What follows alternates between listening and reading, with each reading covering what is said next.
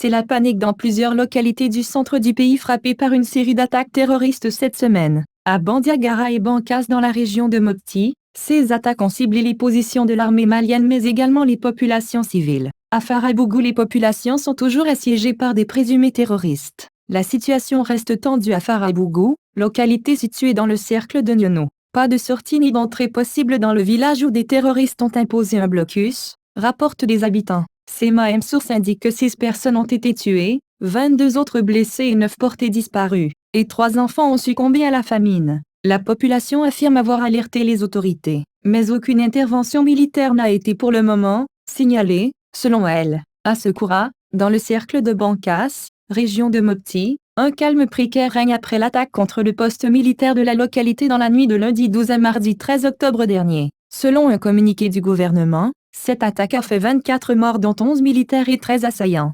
Aussi, ajoute le communiqué, l'aviation militaire a détruit 2 véhicules. Quelques heures après cette attaque, un car transportant des forains est tombé dans une embuscade. Bilan, 12 morts dont une femme en état de grossesse et un bébé. Toujours dans la région de Mopti, le village de Woulrou dans le cercle de Koro, a aussi été attaqué par des hommes armés non identifiés ce mardi 13 octobre. Pas de perte en vie humaine, mais près de 4000 animaux ont été emportés par les assaillants, affirment des sources locales. Après la double attaque qui a fait 14 morts entre Bandiagara et Bankas, les autorités locales ne décolèrent pas. Elles demandent aux nouvelles autorités de prendre leurs responsabilités en sécurisant les populations. Elles rappellent que l'une des raisons du départ de l'ancien